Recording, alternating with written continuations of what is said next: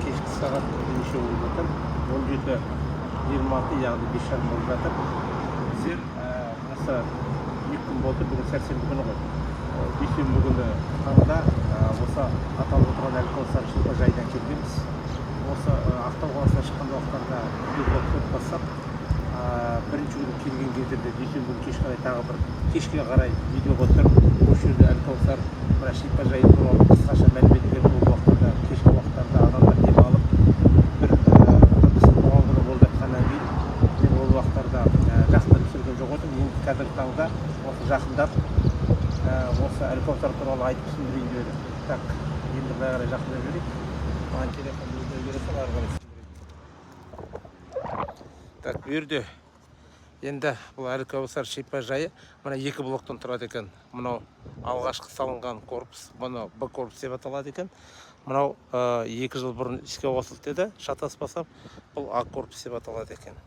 Так, қазір біз күнге шағылысып нетіп тұрмыз.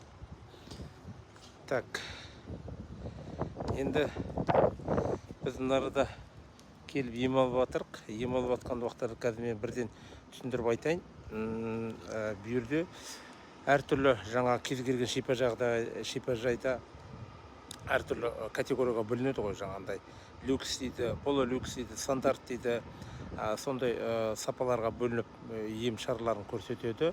Бұл жерде жату мәселесіне қарастырылған. Енді қазір таңда мен ішіне кіріп өзім видео түсіріп бір көрсетейін. Мынау кір жердегі есік алды. Мына жерде осындай әртүрлі ағаш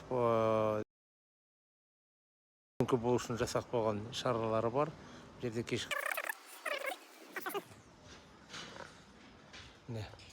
Әлкаусар деп аталады. Дұрыс атауы Әлкаусар деп біз енді қазақшалап. Так, мына жерде міне ішіне кірген уақыттарда осындай мына жердің барлығында дәрігерлер, кардиолог дәрігерлер бар. Так, эндокринолог дейді. 10 шақты дәрігер жұмыс жасайды. Мынау астындағы, сосын үстінде дәрігерлердің бөлмелері, адамдардың жаңа әркімнің әртүрлі ауруына қарай қабылдайды. Бұл жерде ФГС бөлмесі бар, ЭКГ бөлмесі бар. Көрініп тұр. Қазір таңда кешкі тамақтың уақыты, соған шақырып жатыр. Так, бұл жерде осы аталып отырған бұл Әлкаусар дейтін емдеу орталығының мына кісі орынбасары Қайтназаров Әзизжан дейді. Сосын мына жерде осы аталып отырған Әлкаусар емдеу орталығының басшысы Нишанов Ферзат Қахраманович дейді, кардиолог терапевт. Так, невропатолог дәрігер бар бұл жерде. Бұл жерде жаңағы жердегі прайс-листі көп сұрап жатыр екен. Мен қазір прайс-лист көрсетіп жіберейін. Так, прайс-листі кедергі етпейік. Тіркеу бөліміне мынандай прескуранттар бар. Керек кісілер өшірейін. Пауза қойып, скриншот жасап алсаңыздар болады. Мына жасыл парақтағы прескурант және бағалар ол мына жердегі Б корпус. Біздер мына көріп тұрған коридор осының ар жағындамыз. Мына бірінші этажда бар, мына екінші этаж, үшінші этаж, үш этаж А корпус.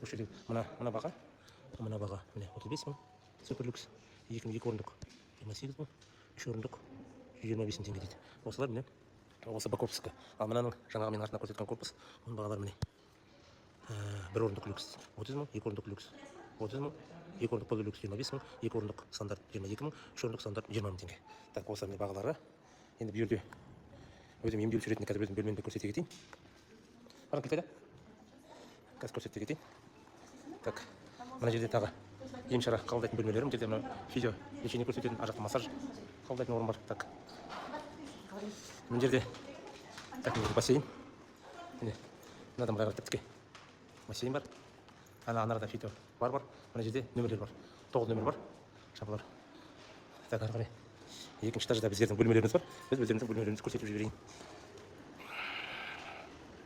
әдейі болса видеоны пауза қоймай бірден көрсетейін, түсіндірейін деп міне өте осындай әдемі обстановкада мынандай емшара көрсетеді. Мынандай бөлмелерде кісілер демалып жатыр. Мына біз бөлмемізді ашып көрсетейік. Екі көрсетеміз.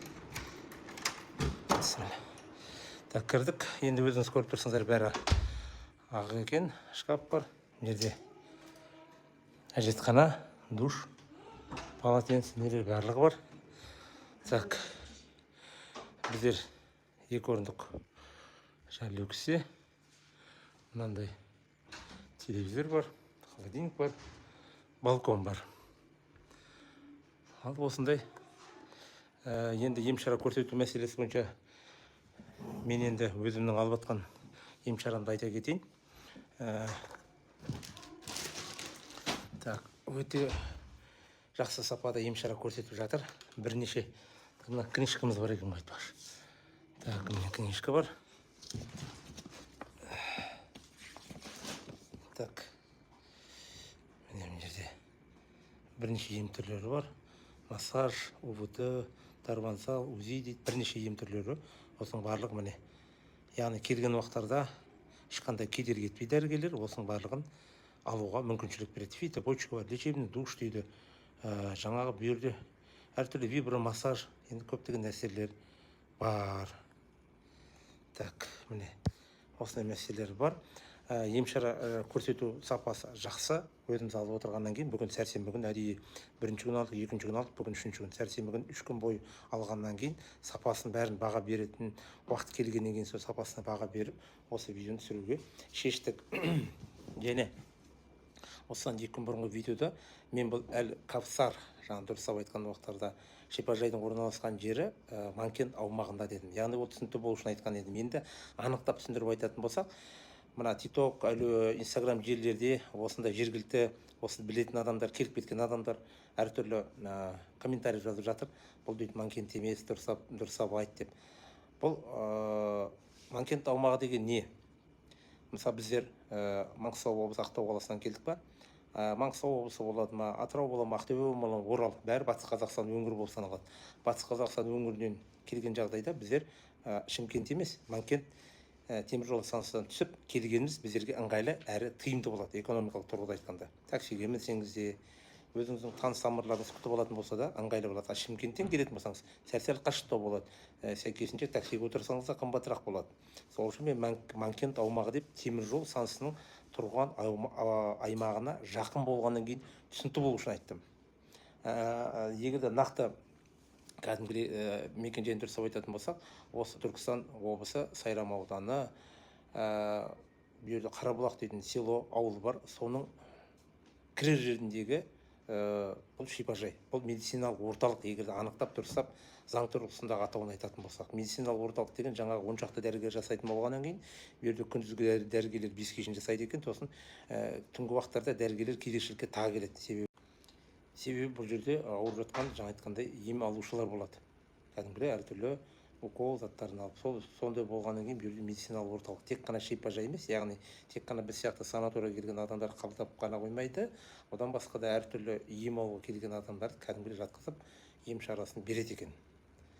Ал осы бұл енді беруге келу жолын жаңа айттым. Біздер енді Маңғыстаудан болатын болса, Маңғыстау Алматы пойызға мінген уақыттарда Шымкенттен өткеннен кейін келесі теміржол станциясы Манкенттен түсіп қалып, таксимен келе бересіздер. Жаңағы бағасы туралы осы видеода бәрін түсіндіріп, көрсетіп, айтып, бәрін көрсеттім. Скриншот жасап алып, өздеріңіз қарап келе берсеңіз болады. Жаңа жеке өзіме бұл жердегі ем алуы, ем беруі маған ұнап жатыр. Әркім әртүрлі талғамы бар. Маған ұнаса жұрттың бәріне ұнайды деген сөз емес. Бұрын келіп кеткен кейбір адамдарға кейбір мәселесі ұнамай қалуы да мүмкін. Мен бірақ жұрттың барлығын жаңа өзіме теңестірмеймін. Мен де ол ешкімге теңемеймін. Әркім өзінің жеке пікір бар. Ал жаңа айтып отқан сияқты комфорт тамақ беруі өте ыңғайлы. Ол мына асханада отырған уақыттарда видео түсіріп салған болатынбыз. Жақсы, келетін болсаңыздар, байланыс телефондар бар, интернет желілерінде көп. Мен тағы осы жерге скриншот жасап ортаға салып беріп жіберемін. Жақсы, сау болыңыздар, аман болыңыздар.